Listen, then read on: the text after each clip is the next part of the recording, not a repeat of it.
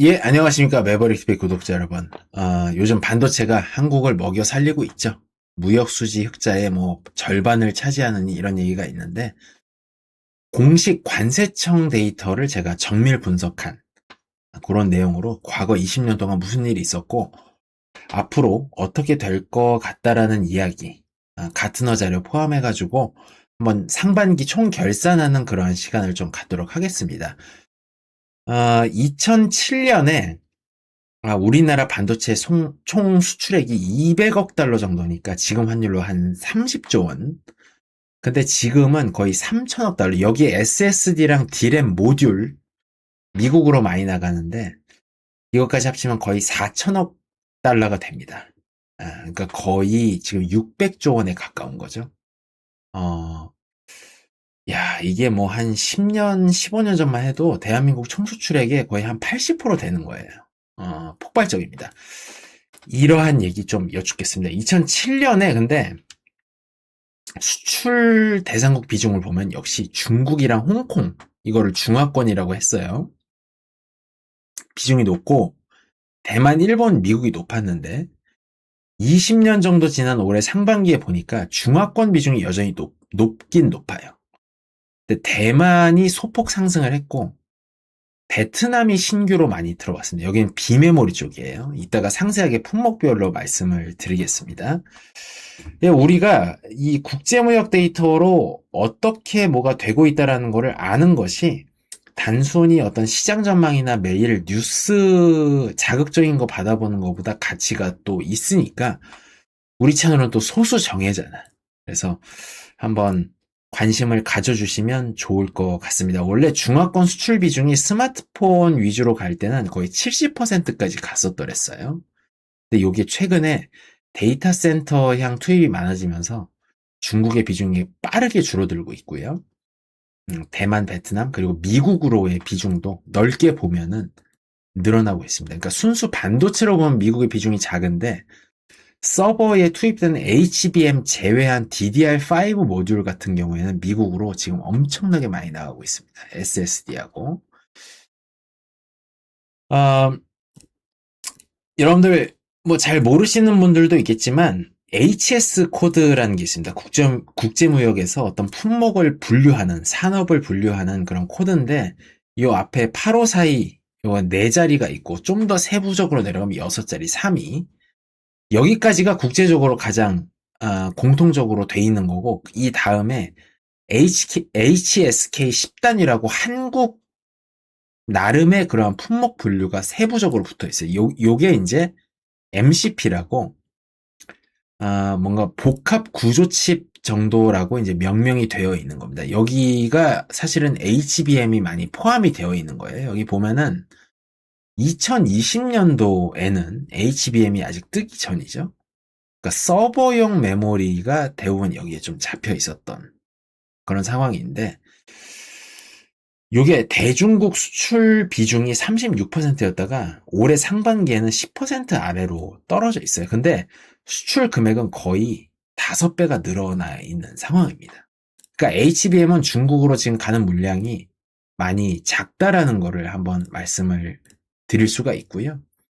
이게 좀 그림이 복잡한데 제가 오늘 그나마 이제 그림을 좀 크게 드린다고 갖고 왔는데 요거는 대한민국의 연간 반도체 총 수출액을 대상 국가, 수출 대상 국가별로 그래프를 그려놓은 겁니다. 맨 밑에 빨간색이 공산당에 어울리는 중국이고 누런색이 홍콩, 중화권이죠. 여기 보시면은 거의 지금 70%까지 올라와요. 2010년대 중반 넘어가면은. 이때는 데이터 센터가 아니라 모바일이 여전히 반도체를 지배하고 있을 때. 이 파란색이 대만입니다. 대만이 지금 굉장히 빠르게 많이 늘어나고 있는 거 보이시죠? 제가 요거는 상반기 데이터만 갖고 왔는데 하반기까지 이 HBM 수출의 비중이 많이 높기 때문에 그냥 곱하기 2를 해서 가정을 해서 갖고 온 숫자인데 아마 이제 거의 틀림없을 겁니다. 여기 3천억 달러, 297 보이시죠? 여기 곱하기 10을 해야 돼. 10억 달러니까 2,970억 달러. 그 다음에 여기 보시면 초록색이 베트남이에요. 요 베트남 요거 초록색 늘어나는 거 보이세요? 요게 삼성 갤럭시의 생산 공장이 베트남으로 이전을 해서 그렇습니다. 여기는 비메모리가 많이 나가고 있습니다. 이따 상세하게 말씀드릴게요. 여기 이제 옅은 회색은 기타인데 인도의 비중이 많이 늘어나고 있고 노이다에서 지금 삼성 갤럭시 많이 만들고 있죠. 아이폰도 포함해서. 요 빨간색 중국의 비중이 확 올랐다가 지금 데이터 센터 시대가 오면서 내려가는 거를 보이고 있습니다. 메모리가 이제 그 아까 말씀드린 HS 코드 6단위로 보면 요건 메모리라고 하는 거는 D램, 낸드 이런 거 다 포함하는 거예요. 메모리 전체로 봤을 때도 중국이 막 늘어나다가 지금 중국은 36%, 홍콩까지 합치면 20%인데 홍콩에서는 어디에서 어디로 무슨 용도 어떤 기업이 사가는지가 사실은 불분명해요. 트래킹하기가 어렵습니다. 근데 제가 강조드리고 싶은 거는 여기 보시면은 HBM 포함한 거니까 요 파란색 바가 급격하게 늘어나는 거 보이시죠? 요게 하이닉스나 삼성이 만들면은 HBM을 요거를 TSMC의 공정으로 GPU에 넣어야 되니까 여기가 갑자기 엄청나게 많이 늘어나는 거예요. 그리고 초록색 베트남도 많이 늘어나고 있는데 요것도 핸드폰 엑시노스하고 이제 모바일 D램이 여기로 많이 나가고 있는 그러한 추세인 거다 이렇게 볼 수가 있습니다. 여기 이제 가격 사이클도 많이 영향을 미치고 있는 거죠. 지금 D램이 한 4배에서 5배 올랐으니까 일반 소비자가 느끼는 가격도. 메모리의 중화권 비중은 82%니까 거의 절대적이었는데 대만이 지금 25%가 증가를 한 거예요. 과거 대비해가지고. 그만큼 지금 AI의 수요가 굉장히 높다. 이렇게 평가를 할 수가 있습니다. 지금 시작 기간이 2007년이죠. 거의 20년 기간의 역사를 여러분들이 보고 계신 거예요. 메모리가 모바일로 가다가 그러니까 한 해에 핸드폰을 6에서 8억 대 만들던 중국 쪽으로 메모리가 계속 가다가 이게 전자제조도 빠지고 서버에 투입되는 HBM이랑 이런 것들이 수출 통제 영향도 있고 HBM의 공정은 대만에서 이루어지기 때문에 선단 공정 파운드리 때문에 지금 급격하게 무게중심이 빠지고 있는 거다. 이러한 사실을 이미 알고 있었던 게 우리나라의 한국무역협회 공식 데이터로 다 보인다. 이러한 말씀 드리는 겁니다. 여기가 이제 비메모리입니다. 메모리는 8542.32 이 코드고요. 8542.31 의심나는 분들은 찾아보세요. 3339까지. 베트남이 엄청나게 늘어나고 있어요. 네. 이게 아마 이제 범용 스마트폰용 LPDDR5 제품들 포함해가지고 값도 많이 오르고 중국에서 전자제조업도 많이 빠지고 있고 그러한 영향이 굉장히 크다.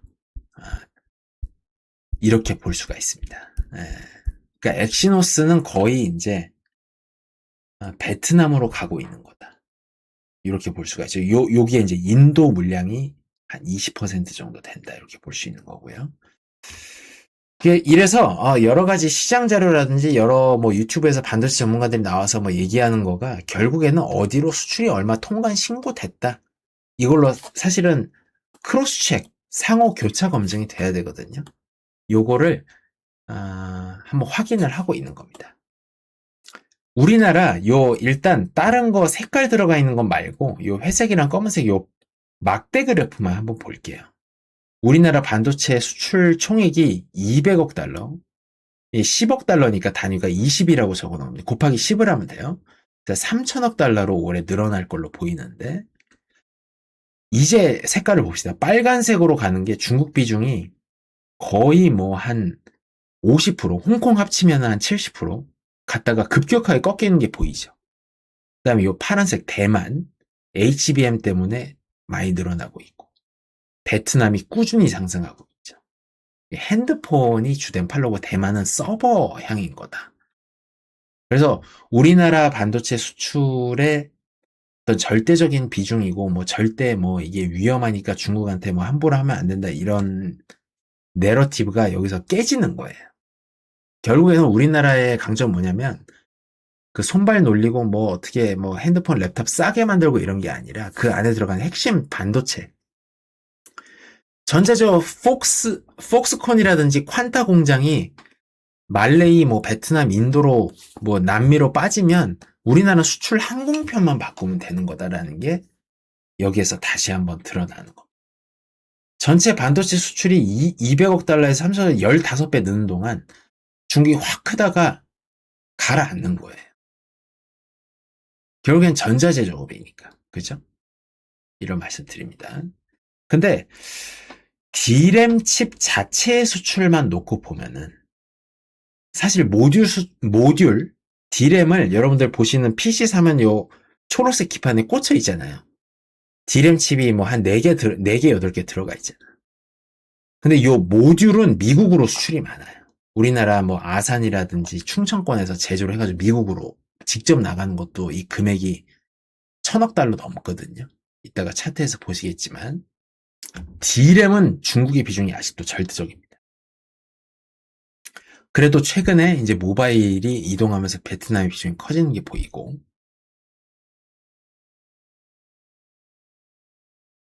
그러니까 이제 범용 D램에 있어서는 역시 이제 중국이 최대 수요처인데, 다시 한번 보여드리면은 이게 지금 D램의 수출 금액이거든요. HBM 아닙니다. 범용 D램이에요. 이게 보시면은 가격이 얼마나 올랐습니까, 지금. 23년 대비해서는 가격이 지금 한 7, 8배 오른 거예요. 근데 여전히 D램 수출은 70%가 중국을 향하고 있다. 여기에서도 이제 단가가 보입니다. 단가. 그러니까 킬로그램당 단가가 거의 6만 달러니까 1억에 가까운 거예요. 근데도 이게 HBM에 비하면 조족치열이에요. 이렇게 사이클을 많이 타서 폭발적으로 값이 올랐는데도. 어쨌든 낸드도 보면은 지금 중화권 비중이 높습니다. 지금 보시면은 원래 낸드의 수출은 대만이 굉장히 높았어요. 2015년 전까지만 하더라도. 근데 대만도 미국이 이제 중화권 전자제조업에 대한 외주 생산을 늘리다 보니까 중국의 생산 기업들이 그 중국 안에 가서 자리를 많이 잡은 거예요. 대표적인 게 폭스콘이고 퀀타, 위스트론, 페가트론 이런 곳들이 있는데 이 사람들이 지금 그대로 중국 안에서 영업을 하고 있는 거예요. 낸드는 수출 통제 대상이 아니잖아요. 여기는 이제 적층이 중요한 거지 노광 장비를 통한 미세 공정화에서는 조금 중요성이 떨어지거든요. 그러니까 그러나 낸드도 보면은 중국의 순수한 메인랜드 차이나의 비중은 줄어들고 있습니다. 홍콩으로 가는 게 많이 늘어나고 있죠. 여기도 어느 정도 수출 통제가 작동을 해요. 낸드가 보면은 또 이게 흥미로운 게 뭐냐면 가격이 지금 또 한 5배 올랐잖아요. 이게 중국 수출 비중인데 요 막대 그래프는 아까 D램하고 마찬가지로 연간 수출 총액인데 중국의 비중이 확 모바일 시대에 올라가다가 지난 3, 4년 동안 급격하게 꺾이고 홍콩으로의 비중이 많이 늘어나죠. 그러니까 요것도 아마 우회의 가능성이 높다라고 보여집니다. 낸드에 있어서. 그 다음에 또 하나는 양쯔 메모리가 캐파가 많이 올라왔기 때문에 중국에서 메인랜드 차이나에서는 비중이 좀 줄어들고 있다. 이렇게 볼 수도 있는 거다. 이렇게 생각이 돼요. 약간 HBM 이야기를 이제 주로 좀 한번 해보면 뭐냐면 이게 HBM이라고 하는 거는 정확히 국제무역 데이터 혹은 HS 코드 거기에서 세부적으로 HBM 코드가 따로 있진 않습니다. 근데 다른 거 말고 이제 복합 구조칩이라고 하는 게 있는데 이거의 단가가 지금 킬로그램당 3억 원이 넘게 나오는 거예요. 나머지는 1억 원 넘는 것도 잘 없거든요. 이게 대만 수출이 많이 늘어났기 때문에 HBM이 여기에 신고되고 있다라고 보는 겁니다. 여러분들 우리가 뭐 평균 체중이 남자가 뭐 키 170에 180 된다 그러면은 체중이 70에서 90kg 나가는데, 우리 임금이 뭐 1년에 뭐 한 1억도 되기 어렵잖아요. 중위소득이 300 몇십만 원이니까. 근데 지금 대만 수출 단가가 킬로그램당 3억 몇천만 원이 나온다는 거예요. 이게 HBM입니다.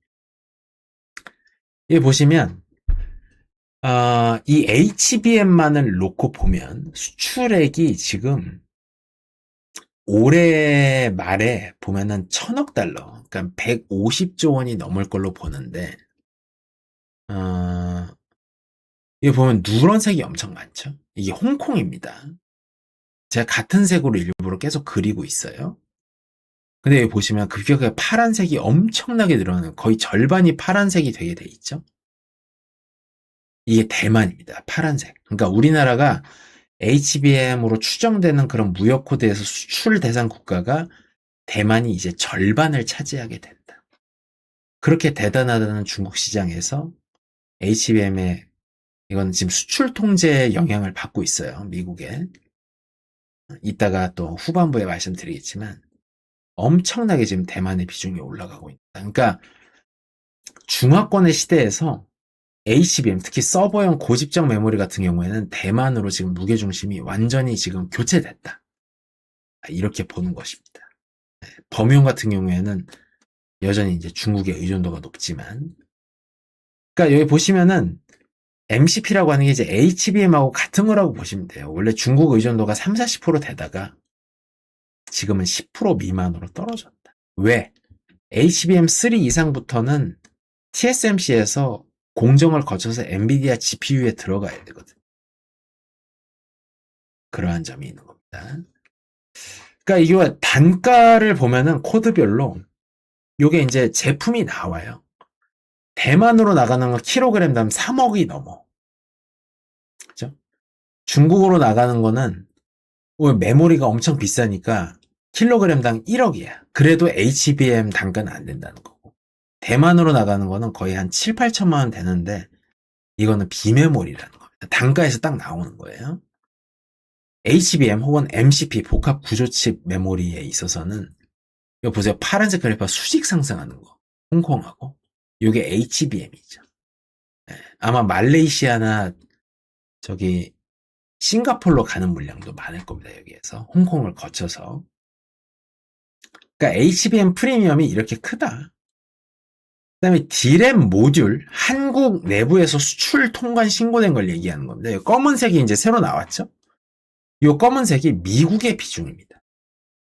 여기 보시면은 D램 모듈의 수출액이 지금 총액으로 하면은 거의 한 800억에서 1,000억 달러가 돼요. 이것도 100몇십조 원이 되는 거예요. 아까 말씀드렸지만 아산이나 뭐 청주나 이런 데서 하나마이크론 뭐 이런 데서 서버용 HBM을 제외한 DDR5 서버용 메모리가 한국에서 미국으로 직수출이 엄청나게 많이 되고 있어요.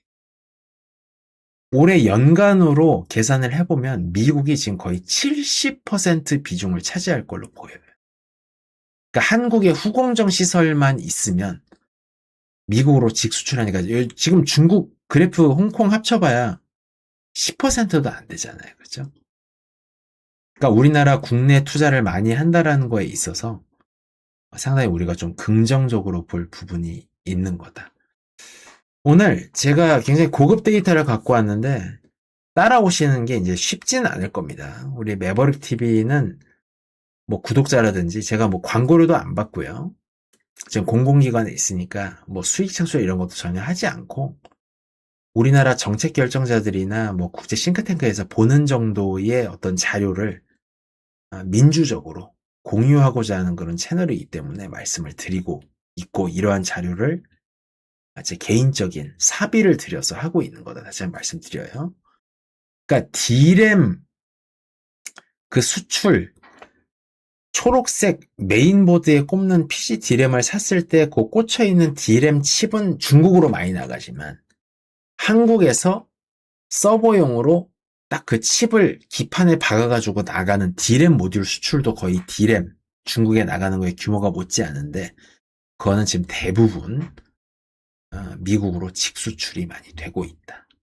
이것도 한 5, 600억 달러 정도 되니까 대미 수출이 거의 100조 원 가까이 나오는 상황이다. 미국 상무부에서 기분이 별로 안 좋겠죠. 이 상황에서 갑자기 뭐 호남 투자라든지 영남 투자라든지 이런 지방 투자를 뭐 1000조, 2000조 한다 이런 얘기가 나오면은 미국의 통상 담당 쪽에서 혹은 대미 투자전략공사 설립됐고 1년에 2천억 달러씩 투자하기로 돼 있는데 당신들 뭐 하는 거냐 이런 얘기가 나올 수도 있다. 이런 생각이 듭니다. 다시 한번 이제 좀 요즘에 우리나라 반도체 수출액이 왜 이렇게 좋은가 하면은 요 막대 그래프는 이 수출 중량이거든요. 그러니까 중량은 19년 이후로 크게 변하지 않았어요.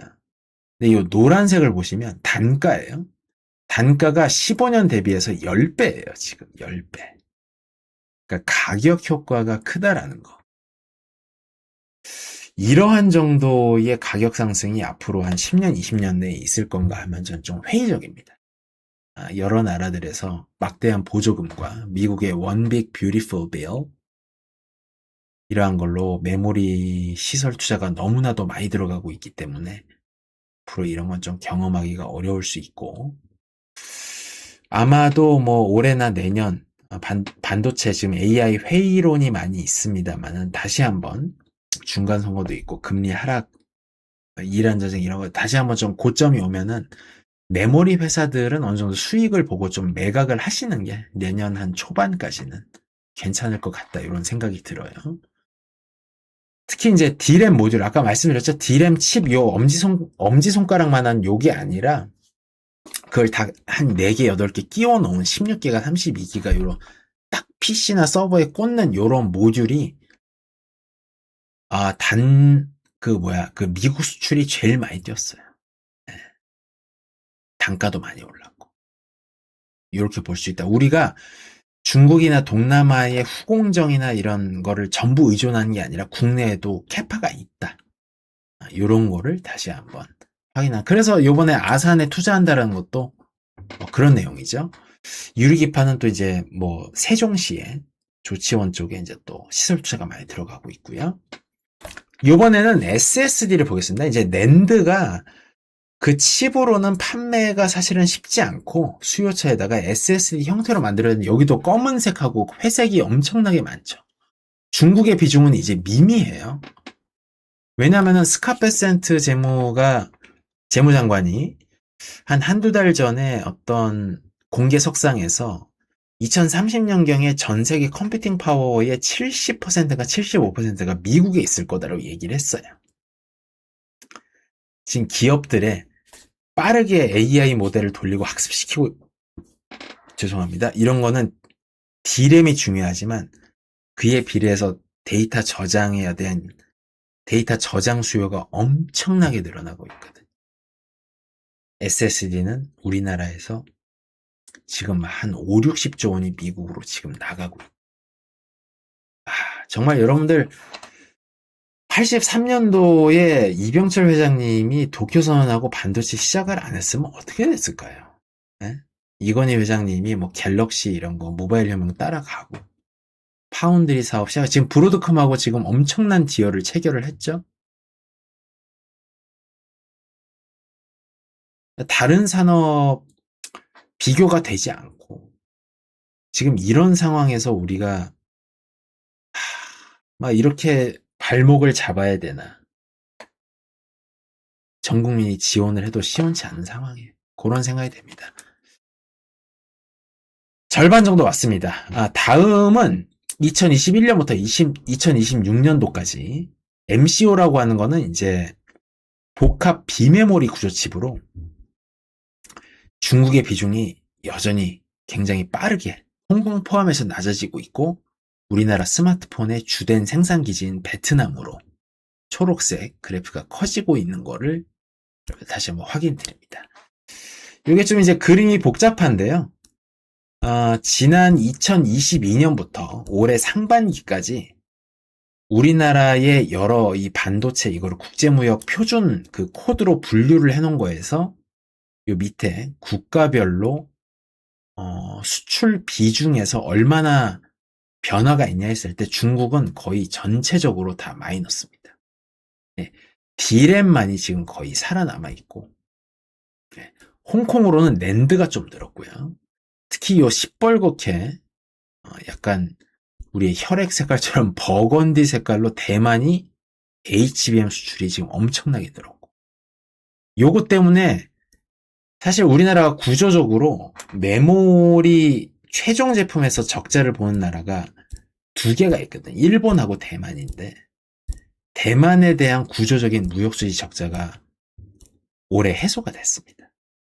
왜냐하면 우리나라 메모리 값이 너무 올라서 대만으로부터 수입하는 비메모리, 파운드리 공장에서 나오는 거, 이거를 초과를 해버린 거예요.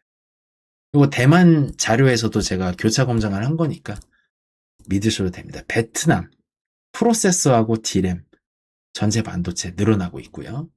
미국은 D램 모듈, 서버용으로 DDR5, 그 다음에 SSD 많이 늘어났고, 일본하고는 이제 우리가 큰 관계가 없는데, 주로 이제 이미지 센서하고 자동차에 들어가는 비메모리 MCU 같은 거에서 적자를 여전히 한 10조 원 정도 보고 있습니다.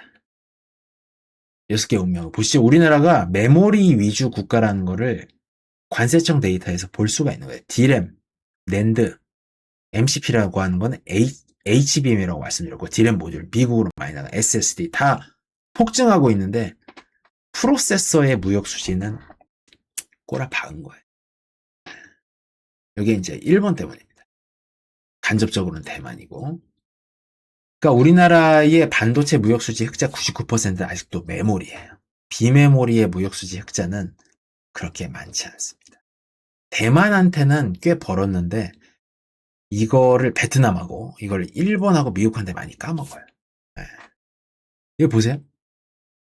올해 메모리 무역 수지 흑자가 2,090억 달러, 2,100억 달러라 그러면 지금 300 몇십 조 원이 흑자가 난다니까요.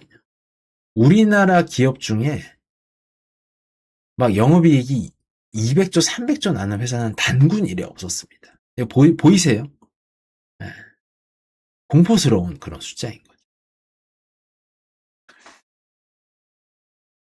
대만과의 무역 수지입니다. 이제 양자간으로 보는 거예요. 계속 적자죠. 20년 동안 적자였습니다. 근데 올해 그 적자분을 다 메우는 정도의 무역 수지 흑자가 거의 3, 40조 날 것 같아요, 올해. HBM 때문입니다. 대일 적자는 지난 20년 동안 계속 유지가 되고 있어요. 요거는 주로 자동차에 들어가는 레너사스, 그 다음에 소니의 시모스 이미지 센서, CIS라고 합니다. 요거 때문에. 여러분들, 핸드폰, 갤럭시에 들어가는 시모스 이미지 센서는 삼성이 만들어요. 근데 항공, 자동차, 우주, 기계 이런 쪽에서는 소니가 저화소로도 뭔가 좀 더 그 광원이라든지 이미지, 화소 표현력이 더 좋기 때문에 여러분 뭐 고프로라든지 뭐 여러 영상기기 포함해가지고 여전히 적자 상태다. 이렇게 보입니다. 이제는 좀 이제 수출 통제 얘기를 드려볼까요? 여러분들 지금 HBM2 이상은 아마 미국의 수출 통제 영향권에 다 들어가 있어요. 근데 여전히 삼성전자의 일부 물량이 우리나라 전체 HBM 수출 물량의 5% 내외는 중국으로 들어가고 있는데 그건 아마 미국에서 허가를 내줬거든요. 그건 아마 중국 내에 있는 엔비디아나 AMD, 폭스콘, 퀀타의 서버 생산 시설에 그 엔드 유저가 확인된 물량으로 지금 추정이 되고 있어요. 그러니까 대중국 무역 수지 흑자가 우리나라가 올해 100조 원을 넘을 걸로 보는데 우리나라가 더 적극적으로 미국의 수출 통제에 참여하게 될 경우에 이게 좀 깎인다고 하면 그래도 영향은 미미할 걸로 보입니다. 왜냐하면 HBM 비중이 좀 작고 수출 통제 영향이 아닌 범용 D램에서의 무역 수지 흑자가 이게 90%를 차지하기 때문이에요.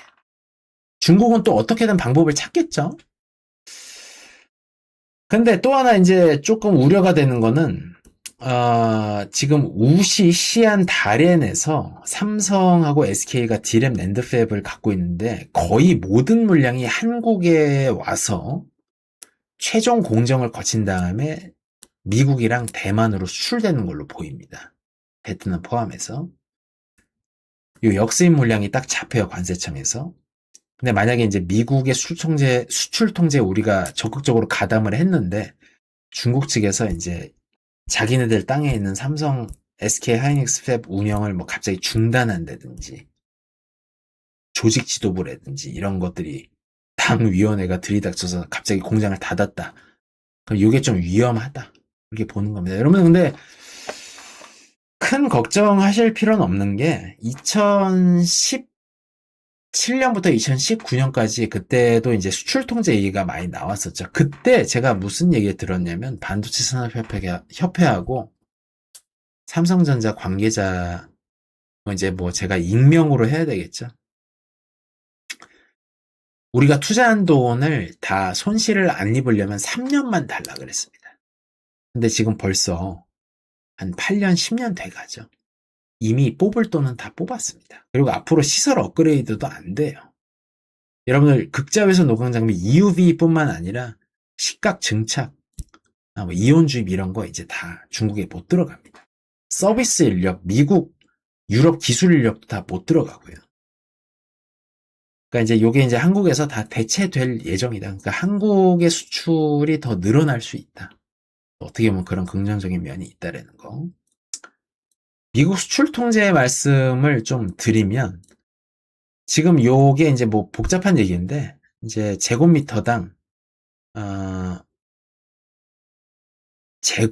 제곱밀리미터당 초당 연산 능력이 2GB를 넘으면 초과가 되는데 HBM 전체예요, 실질적으로.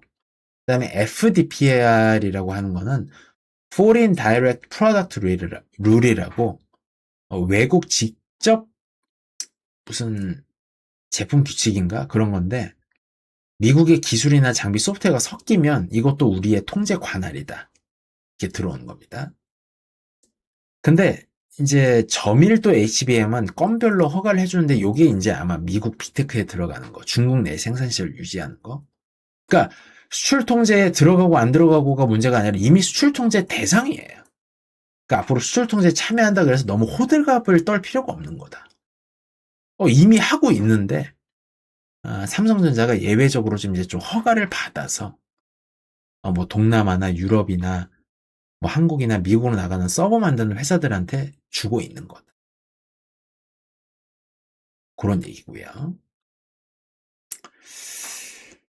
이제 다시 한번 이제 말씀드리면은 그 아까 말씀드린 MCP, HBM 그 수출 코드로 보면은 수출액이 막대 그래프고 요게 빨간색이 이제 그래프거든요. 중국향 수출, 대중국 수출. 여기 보시면은 24년 12월에 수출 통제가 들어옵니다. 바가 사라졌네 또. 그 다음에 지지부진하다가 올해 많이 올라갔죠. 근데 요거는 HBM이 많이 섞인 게 아니라 범용 D램 사이클의 영향으로 추정이 됩니다. 왜냐하면 HBM이 들어가면은 킬로그램당 아까 말씀드렸지만 20만 불, 3억 원이 넘어야 돼요. 근데 요거는 일반 D램의 비중이 높은 것 같다. 그래서 통제가 지금 작동하고 있다.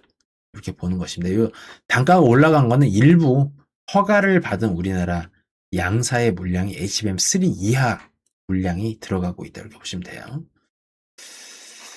요거는 좀 넘어가고요. 대만한테 우리가 지난 한 20년 동안 계속 비메모리 적자, 반도체 교역 수지 적자를 보다가 올해 엄청난 흑자로 돌아섰는데 그 이유가 대만 재정부의 무역 개황에서 나옵니다. 한국 수입 증가율이 거의 50% 늘었고 메모리 수입이 거의 한 40조 늘었다. 대한국 무역 적자가 거의 여러분들 놀라지 마세요. 한 5, 60조 원이 나왔어요. 이런 일이 있었던 적이 없거든요. 원래 메모리, 비메모리거나 한국, 대만 이렇게 다 분업 구조여서. 그러니까 얼마나 이게 미국 주도의 기술혁명, AI, 빅테크의 그 인프라 투자가 영향력을 많이 미치고 있나. 이런 거를 확인해 볼 수 있다. 그리고 매출 기준으로요. 이게 매출 기준에 웨이퍼 투입 비중으로 2020년 올해 전체 이제 D램 생산하는 캐파의 100 중에서 27%는 HBM으로 4분의 1 이상이 들어가는데 2030년까지 이게 거의 한 30-40%까지 늘어날 것 같아요. 그래서 사이클, 다운 사이클이 오더라도 그렇게 엄청나게 빠지진 않을 것 같고, 다시 한번 말씀드리자면 옛날에 사이클이 천당과 지옥을 왔다 갔다 하는 거라고 하면은 현재의 사이클은 온탕과 냉탕을 왔다 갔다 하는 그런 진폭이 좀 줄어들 수 있다. 좀 보고 있는 것입니다. 다만 여기서는 리스크가 있지. 여러분들 막 지금 양쪽으로 투입하는 경쟁을 엄청나게 하고 있는데 갑자기 누가 이게 아닌 것 같은데 이러면은 이제 DRAM 메모리가 위험해지는 건데 현재로서는 그러한 거는 이제 좀 보이지 않고 있다. 그리고 26년 올해에는 양사 하이닉스랑 하이닉스하고 삼성을 합쳐서 한국 점유율이 80% 정도 돼요. 근데 이게 한 70% 정도로 2028년에는 마이크론 공장이 많이 돌아가서 내려갈 것 같다. 그리고 SK 점유율도 많이 깎일 것 같습니다. 삼성이 HBM4 이부터는 한미 반도체 여러분들 관심 많으시죠? 거기에 이제 D램 쌓을 때 그 중간중간에 이제 플라스틱 소재를 이제 충진을 하는 그 기술 본더라고 그러지. TC 본더. 근데 삼성전자 HBM4 이부터 뭐 하려고 그러냐면 그럼 중간에 완충제 없이 그냥 바로 그냥 다이렉트 본딩으로 하기 때문에 이제는 그런 한미반도체 본더가 필요가 없어요. 이제 다 선단 공정, 전 공정 웨이퍼 팹 공정으로 들어가게 돼 있습니다. 참고하시기 바래요. 너무 본더에 집착을 해서 장비주 한미반도체 많이 갖고 있으면은 2, 3년 후에 위험할 수 있다. 이 말씀 기술적으로 좀 드립니다. 원래 이제 이게 2분기 전망이에요. 2027년에 내년에 글로벌 반도체 그러니까 메모리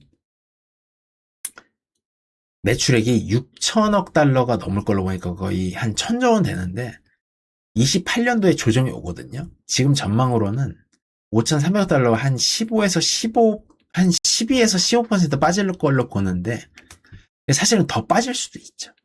그러나 옛날처럼 절반으로 깎이고 이런 일은 없다. 제가 반도체 버티라는 영상에서 다시 한번 말씀드렸지만 매버릭이 항상 맞출 수는 없습니다, 여러분.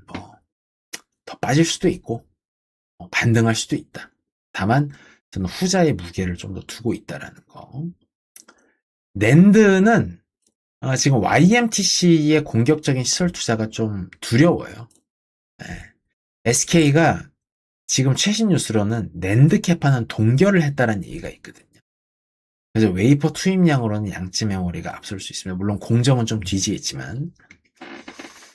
네, 오늘 좀 긴 시간 좀 지루하실 수도 있는데 최신의 가장 공신력 있는 데이터들로 우리나라의 지난 어떤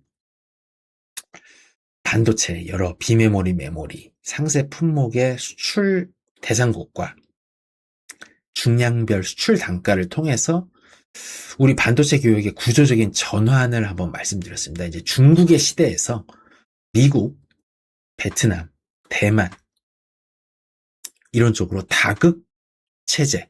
우리나라 입장에서는 좋은 거죠. 그러니까 원유 수입하는 거랑 똑같다고 보시면 돼요. 이란 해협에서 호르무즈 해협에서 우리나라 원유가 80%나 위험하죠. 근데 동남아, 말레이, 인도네시아에서 한 15% 오고 우리나라 제가 다음에 말씀드리겠지만 우리나라 지금 대미 전략투자특별법인가? 한 해 2,000달러씩 넣기로 돼 있잖아요. 그 1호 프로젝트가 아마 알래스카 LNG가 될 걸로 제가 지금 듣고 있습니다.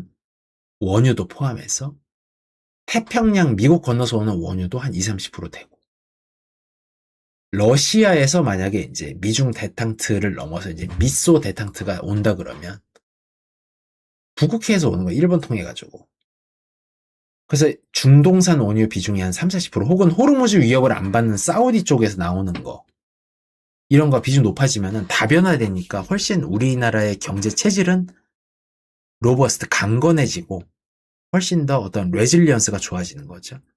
그러니까 반도체 수출도 비정상적으로 중국이 전자제조를 많이 하던 시대에서 서버 쪽으로 넘어오면서 지금 중국의 힘이 많이 빠지고 있고 우리나라 수출 비중에서 핸드폰이나 랩탑도 지금 동남아나 인도 쪽으로 많이 빠지고 있다.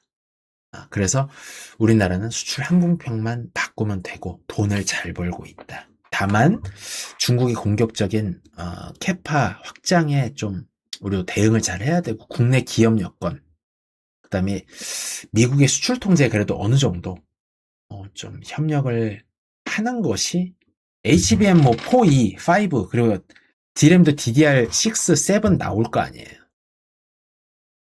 너무 반대의 입장을 취하게 되면은 차세대 선단 공장 표준에서 우리 기업들이 밀려나거든요. 그게 정확히 일본의 회사들이 망한 길입니다. 생명선은 지켜야 되겠죠. 오늘 관세청 기업들의 공시, 대만 재정부 무역통계 데이터로 올해 상반기 혹은 과거 20년 한국 반도체 수출입을 흐름을 짚어봤습니다. 여러분들 제가 또 좋은 증권 정보 그리고 바이오 시리즈도 계속 될 겁니다. 제가 너무 업데이트가 뜸해서 죄송하고 여러분들 무더운 여름 원기를 잘 지키시고 성공 투자하시기를 바라겠습니다. 다음 시간에 뵙겠습니다. 긴 시간 시청해 주셔서 감사합니다.